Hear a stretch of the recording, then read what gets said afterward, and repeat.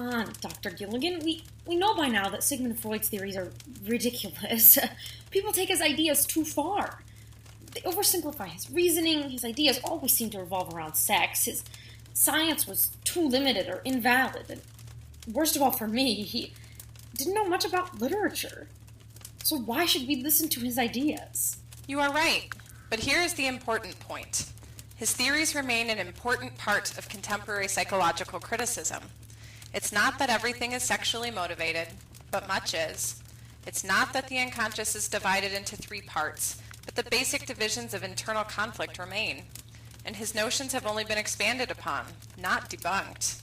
And his applications to literature have merit, especially when we understand that much art is an extension of our unconscious and unconscious minds. And we still talk about narcissism. Oh, yes. It's considered by many to be one of the most common psychoses of modern times. But what about Freud is still working today? My own work, for one, the ideas of Erik Erikson, of Robert Kegan, of David Reisman, of hundreds of others. And we must credit the entire Jungian school of psychology to Freud, since Carl Jung studied under him. More, still, the Lacanian school owes nearly everything to Freud. Lacan? Another time.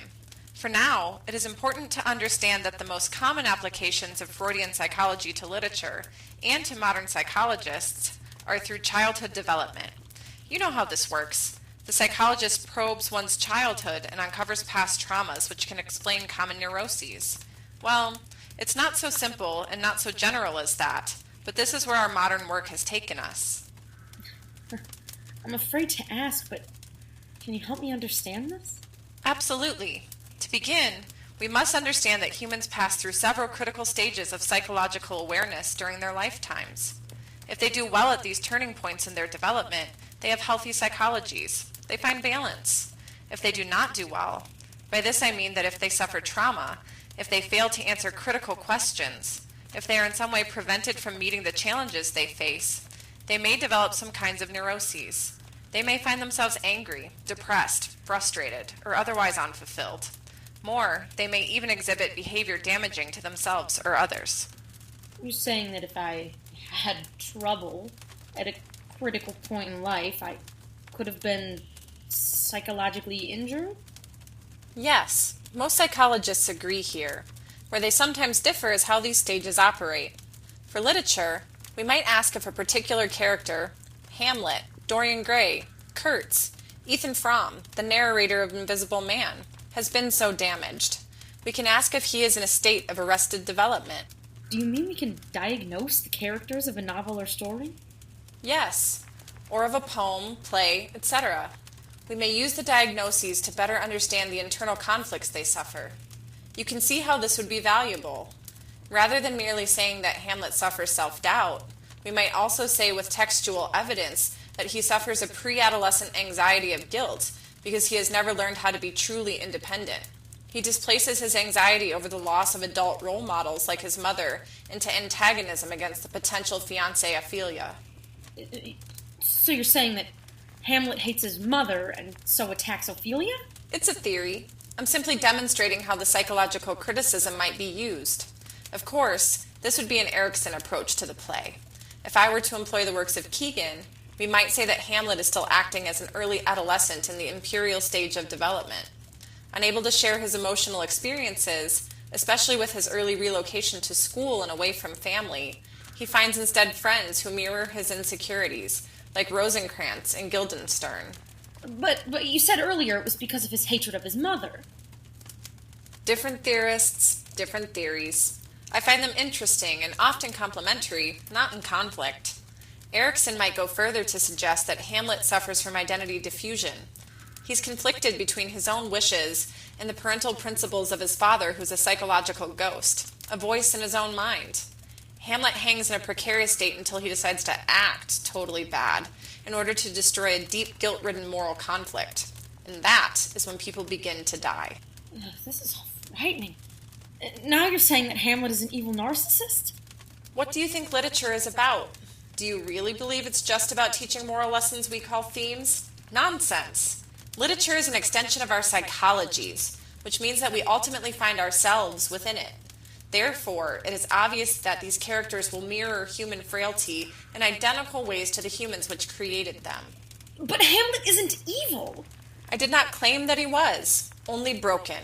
The play is clearly about a broken Hamlet. All that we must decide is how he is broken, and perhaps why. But Evil was your word. Narcissism was your word.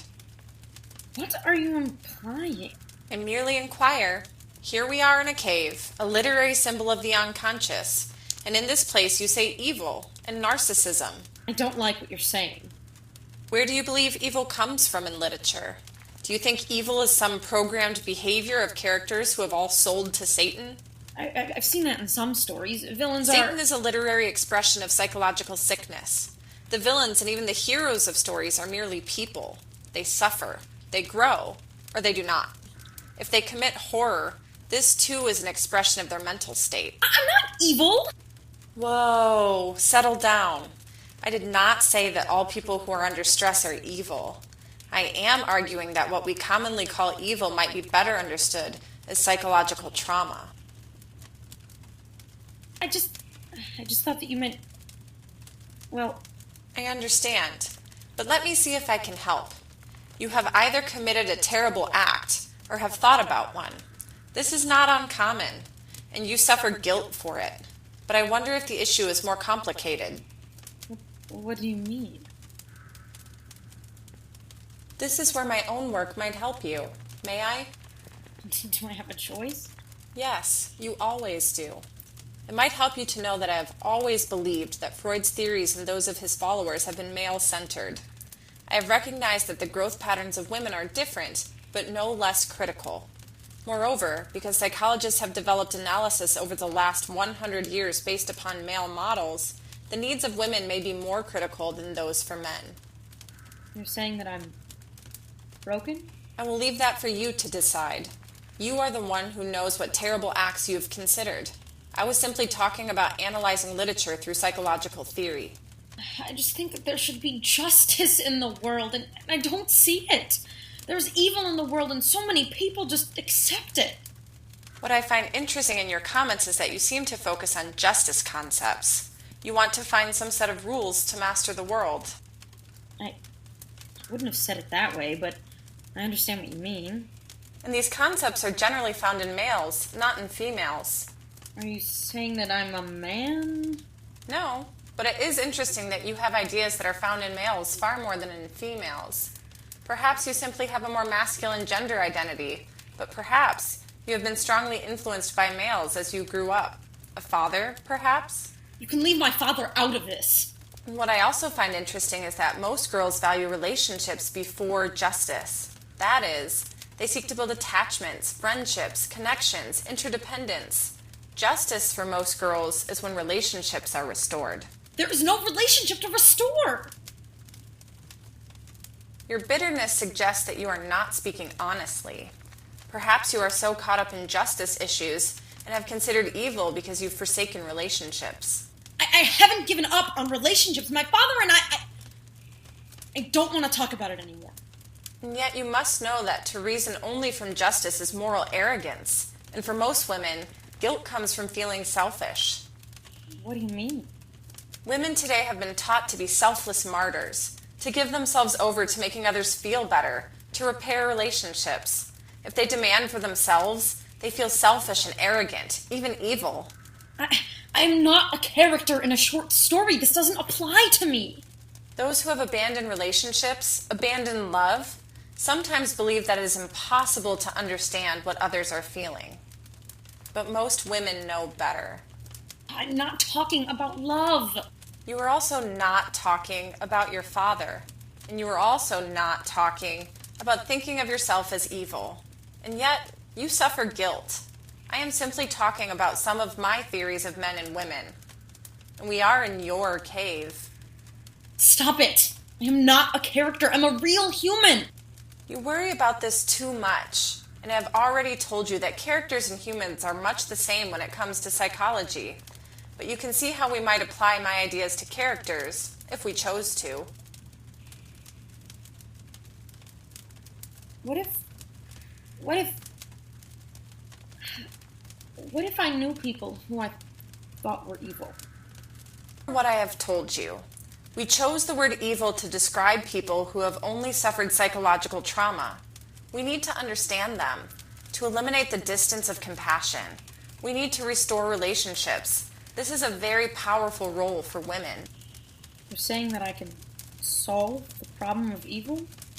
I'm saying that if we begin by understanding that evil is actually caused by suffering, then we can repair it with love. There must be justice too, of course, but women, even more than men, may be best suited to find a union between justice and caring. Too many men are narcissists. They've convinced themselves that they are alone and that true compassion is impossible. What should I do? We must not isolate ourselves. The characters of literature, especially of modern literature, find themselves alienated, isolated, alone. They suffer always from broken relationships. Love is active, harmonious, interplay. It is the pleasure of responsive companionship. Literature resolves itself to love, or fails to, and is tragic. I said earlier that Freud's theories were ridiculous, but I think I'm changing my mind. Freud started something amazing for all of us. He helped us ask the right questions about who we are. I'm ready to work more with you if you need me to. You can always find me at New York University, where I teach. Thank you. If I met you there, would you look and sound the same? Why wouldn't I?